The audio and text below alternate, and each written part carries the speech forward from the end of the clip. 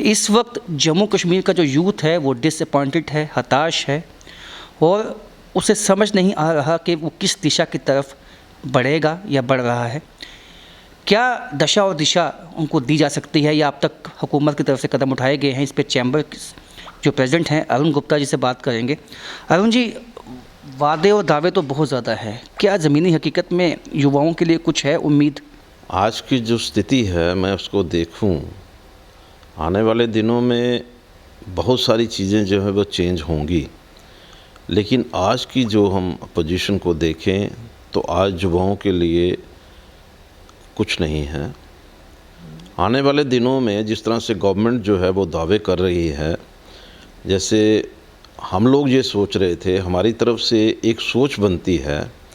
कि जिस तरह से हमारे प्रधानमंत्री जी ने एक पैकेज जो है वो हमें स्पेशली जम्मू कश्मीर को दिया 28,400 करोड़ रुपए का।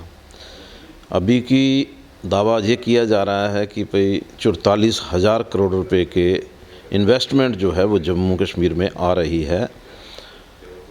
और मैं समझता हूँ कि इन्वेस्टमेंट चाहे जितनी मर्जी आए,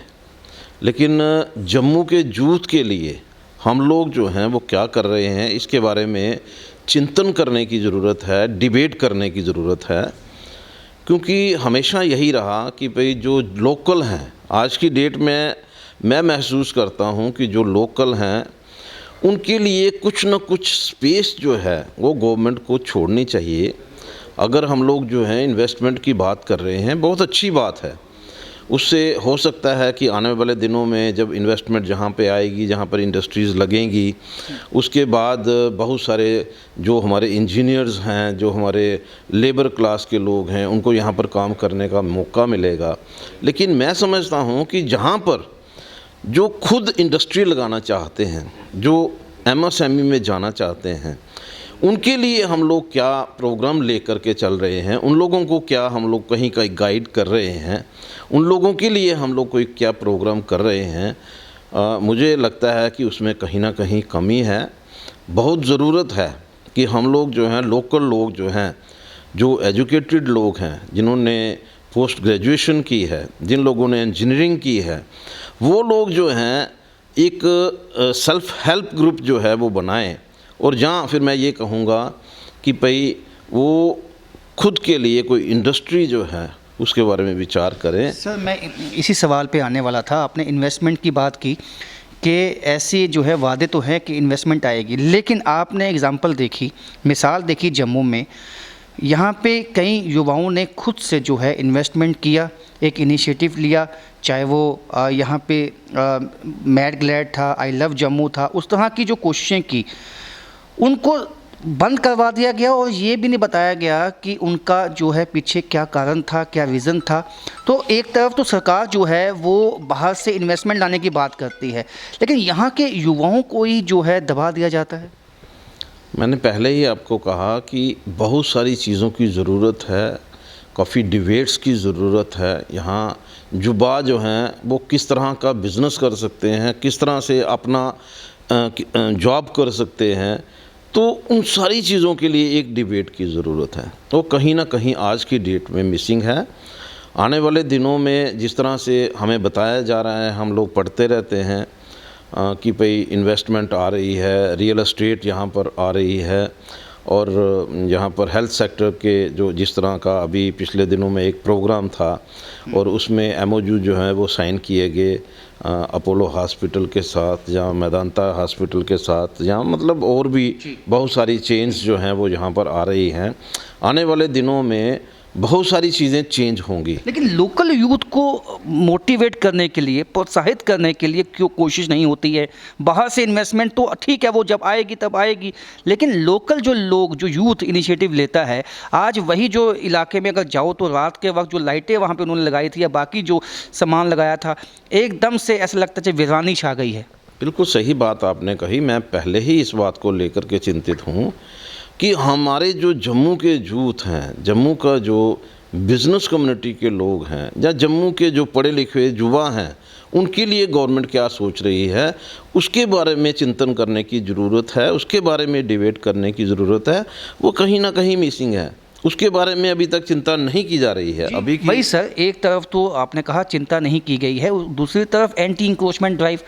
बिना नोटिस किए जो है दुकानदारों को जो है वो दबाने की, जैसा कि दुकानदार कहते हैं, उनको दबाने की कोशिश है। तो चैम्बर किससे इसका संज्ञान लेता है? देखिए, मैं बार बार एक बात जो है एडमिनिस्ट्रेशन से भी बात करता हूँ और मैं एक ही बात कहता हूँ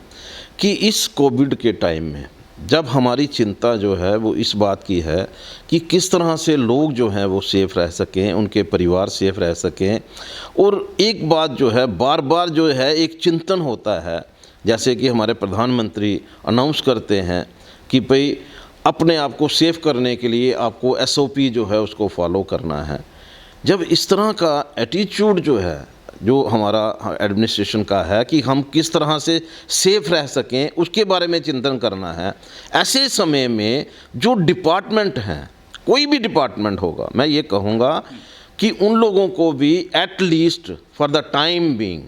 उन लोगों को अपने आप में ही अपने बिजनेस के जो भी रूल्स एंड रेगुलेशंस हैं उसको कुछ देर के लिए उनको साइलेंट करना चाहिए।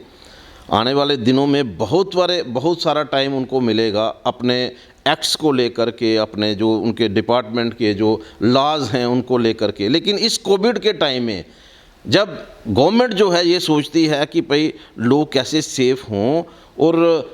वीकली लॉकडाउन की बात, वीकेंड लॉकडाउन की बात चलती है, बीच में नाइट कर्फ्यू की बात चलती है, बीच में और भी बहुत सारी ऐसे SOPs जो हैं वो निकाले जा रहे हैं जिससे जो हैं लोग जो हैं वो किस तरह से सेफ़ रह सके इसका चिंतन है। और ऐसे समय में वो डिपार्टमेंट, बहुत सारे ऐसे डिपार्टमेंट जो लोगों को परेशान करने में निकले हुए हैं, मैं उनसे यही रिक्वेस्ट करना चाहूँगा और मैंने रिक्वेस्ट की है कि इस कोविड के टाइम में अपने आप को रिस्ट्रिक्ट करिए, अपने लॉज जो हैं उनको एक साइड पे रखिए। आने वाले में बहुत टाइम मिलेगा, आपको बहुत टाइम मिलेगा कि आप जो अपने लॉ को इम्प्लीमेंट कर सकें, अपने एक्ट को इम्प्लीमेंट कर सकें, लेकिन इस कोविड के टाइम में नहीं होना चाहिए। अहम सवाल ये है कि जब भी कोई स्ट्रक्चर खड़ा किया जाता है, उसके लिए लोन लिया जाता है, उसके जब वो बनता है रातों रात नहीं बनता है, कई महीने लग जाते हैं, दिन लग जाते हैं, लेकिन जब उस पे जो है एक्शन लिया जाता है तो तुरंत लिया जाता है, और ना ही ये सोचा जाता है कि किसी यूथ ने जो है इसके लिए लोन लिया हो सकता है, किसी ने अपना घर का जो है सोना जो है लोन पे रख के किया हो सकता है। तो ऐसी जो सोच है इस एडमिनिस्ट्रेशन की, उसको कैसे देखते हैं? देखिए, मैंने पहले ही कहा कि ये जो टाइम है इस कोविड के टाइम में जब हमारा चिंतन जो है वो सिर्फ एक साइड पे होना चाहिए, to save the life of the people, वो हमारी जो सोच है वो लॉ की तरफ जा रही है, अपने एक्ट की तरफ जा रही है। और मैं समझता हूँ जो आपने कहा कि एक बिल्डिंग खड़ी होती है वो कोई ना कोई रीज़न पे खड़ी होती है, और अगर करवाने वाले जो हैं डिपार्टमेंट के लोग हैं उनके ऊपर भी कोई ना कोई एक्शन जो है वो ज़रूर आना चाहिए। लेकिन मैं ये कहूँगा, मैं अपनी तरफ से कभी ये बात नहीं सोच सकता कि मैं किसी को ये कहूँ, मैं किसी को प्रवोक करूँ कि आप जो भी करना चाहें आप करिए और उसके बाद हम लोग जो हैं खड़े हैं, ऐसा नहीं होना चाहिए। हमेशा जो भी वायलेशन होती है 2-4-5% की वायलेशन, आज तक कभी ऐसा नहीं हुआ। अगर पुरानी हिस्ट्री भी अगर देख लें तो ऐसा कभी नहीं हुआ कि 2-4-5% जो वायलेशन है उसको ना माना गया हो, उसको एक्सेप्ट किया गया है, उस पर जो भी जुर्माना लगाया जाता था उसकी कंपाउंडिंग की जाती थी। हाँ, मेजर वायलेशन जो है उसको मैं सपोर्ट नहीं करता, मेजर वायलेशन को मैं सपोर्ट नहीं करता। लेकिन एक बात ये है कि अगर कोई इस तरह की वायलेशन कर रहा है, मेजर वायलेशन कर रहा है, उसको इमीडिएटली रोकना चाहिए। तब तक नहीं देखना चाहिए कि जब बिल्डिंग बन जाएगी और उसके बाद हम लोग जो हैं वो पंजा चलाएंगे और इसको डिमॉलिश करेंगे, तब तक हमें वेट नहीं करना चाहिए, क्योंकि इसमें लोगों की इन्वेस्टमेंट लगती है, पैसा लगता है, उसकी हार्ड अर्न मनी लगती है। और जैसा कि आपने कहा कई बार बैंक से लोन लिए जाते हैं उस बिल्डिंग को खड़ा करने के लिए, तो कुछ ऐसा करना चाहिए जिसमें अगर तो छोटी मोटी वायलेशन है तो उसको कंपाउंड किया जाना चाहिए, और अगर मेजर वायलेशन करने की बात कोई कर रहा है जहाँ उसको जो सामने विज़न होता है, देखिए कोई भी चीज़ है वो सामने विजिबल होती है कि ये मेजर कर रहा है या माइनर कर रहा है। अगर मेजर कर रहा है तो इमीडिएटली उसको रोकना जो है वो डिपार्टमेंट का काम होना चाहिए और गवर्नमेंट जो है उसको रोके कि इस तरह की सर, एक अहम सवाल ये होगा, अंतिम सवाल है कि रेड कारपेट बिछाने की बात की जाती है कि जो कंपनीज आएंगी बाहर से इन्वेस्टमेंट लेके आएंगी, यहाँ पे इंडस्ट्री आएगी, red carpet single window clearance उनको दी जाएगी। यहाँ के यूथ को उस निगाह से नहीं देखा जाता है। नहीं, देखिए अभी क्या है कि ये जो आज हुआ है, रेड कारपेट की बात आप कर रहे हैं, आज तक की जम्मू कश्मीर की हिस्ट्री में ऐसा कभी कोई ऐसा सिस्टम नहीं बन पाया। उसका कारण था दफ़ा 370 होने की वजह से बाहर की जो इन्वेस्टमेंट थी, यहाँ पर लोग आकर इन्वेस्ट करेंगे, वो कोई सोच ही नहीं सकता था, क्योंकि हर एक की अपनी एक लिमिटेशन होती है, अपना परिवार होता है जो यहाँ पर। सर, सवाल ये था कि यहाँ के युवाओं के लिए रेड कारपेट की बात कभी नहीं हुई। वही कहने बात कर रहा हूँ कि जब देखिए हो यही रहा है कि शुरू से, अगर आज की हम बात नहीं करेंगे, हम 70 साल से बात करेंगे कि जम्मू जो है हमेशा ही इग्नोर किया गया है और जम्मू का यूथ जो है वो हमेशा ही इग्नोर रहा है। अगर जॉब भी हुए हैं तो जॉब में भी रेशो आप देख लीजिए पुराने समय के, और डेवलपमेंट की बात करें तो तब भी आप उसके जो वहाँ जो भी जो सेंटर से हमें यहाँ पर पैसे आते थे तो उसका मेजर पोर्शन जो है वो हमेशा कश्मीर ही रहा और कश्मीर में ही मेजर पोर्शन खर्च हुआ है। लेकिन जो आपने कहा बहुत ठीक बात कही कि यहाँ का युवा जो है जब बिज़नेस, जहाँ पर उसको कोई ऐसा सोर्स नहीं मिलता था, क्योंकि रिसोर्सेज की तो कमी थी ही थी, जब उसको सामने कोई ऐसा कोई बिज़नेस नहीं मिलता था, जहाँ ऐसा कोई लगता नहीं था कि मैं कोई काम करूं और मैं इसमें कुछ ना कुछ अपने परिवार के लिए बना सकूंगा, कुछ अचीव कर सकूंगा, या जो मैं इन्वेस्टमेंट करूंगा मुझे उसका अच्छा रिटर्न मिलेगा, तो यहाँ पर उसको ऐसा कोई माहौल नहीं मिलता था, इसीलिए वो बाहर जाता था। आज जो है जिस सिचुएशन चेंज हुई है अभी की, मैं ये नहीं कहता कि इमीडिएटली सब कुछ चेंज हो जाएगा, अभी की बहुत सारी चीज़ें जो हैं उसको दुरुस्त करने की ज़रूरत है। जिस तरह से अभी इंडस्ट्री वालों की तरफ से एक नोटिस निकाले गए, मैं उसके बिल्कुल विरोध में हूँ कि इस तरह के नोटिस निकाल करके युवाओं को, जो हमारे जो जम्मू के लोग हैं उनको परेशान नहीं करना चाहिए इनको, बल्कि ये सोचना चाहिए कि जो युवा हैं उनको हम लोग जो हैं इंडस्ट्री की तरफ कैसे अट्रैक्ट कर सकते हैं। नई इंडस्ट्री लगाने के लिए ये ज़रूरी नहीं है कि आपने इंडस्ट्री लगाई है और आप सक्सेसफुल हो गए हैं, और अगर अनसक्सेसफुल हो गए हैं तो आपने इतनी इन्वेस्टमेंट लगाई है तो गवर्नमेंट कहेगी हम इनसे वापस ले लेंगे। क्यों ले लेंगे? क्या गवर्नमेंट ने इन्वेस्टमेंट लगाई है क्या? गवर्नमेंट इन्वेस्टमेंट लगा करके इनको दे, और अगर ये नहीं चला सकते गवर्नमेंट वापस ले ले। वो इन्वेस्टमेंट जो है अगर कोई करता है और किसी वजह से अगर इन्वेस्टमेंट जो है उसमें कोई प्रॉब्लम आती है तो उसमें कोई सोल्यूशन जो है वो निकालना चाहिए। गवर्नमेंट को चाहिए कि उस बंद हुई इंडस्ट्री की वजह ढूंढे,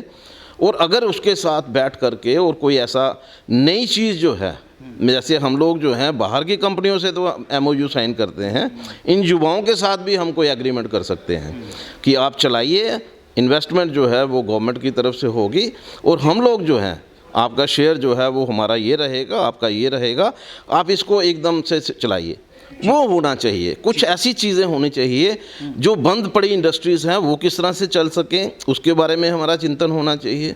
और जो नए लोग लगाएं, और जो कहीं अगर बाई चांस, मैं ये कहता हूँ कि हर व्यक्ति जो इन्वेस्ट करता है वो इसीलिए करता है कि उसको कुछ रिटर्न जो है उसके एवज़ में मिले, लेकिन अगर उसको इन्वेस्टमेंट के बदले में कुछ नहीं मिल रहा, बल्कि इन्वेस्टमेंट जो है कहीं उसकी स्टैंड हो गई और उसके बाद उसकी रिटर्न कोई आ नहीं रही, आगे वो बढ़ नहीं पा रहा है फाइनेंस की वजह से, तो उसमें गवर्नमेंट जो है उसकी हेल्प के लिए आगे आए। जिस तरह से हम लोग बहुत सारे ऐसे प्रोग्राम करते हैं, गवर्नमेंट हमेशा यही रही है कि हम किस तरह से हम लोगों की मदद कर सकें, तो इसमें भी लोगों को मदद करनी चाहिए। बहुत बहुत शुक्रिया। एक बहुत ही अहम बात कही अरुण जी ने, उन्होंने कहा कि बाहर की कंपनियों के साथ MOU साइन किए जाते हैं, लेकिन आज वक्त आ गया है यहाँ के युवाओं के साथ भी MOU साइन किया जाए, एक विश्वास का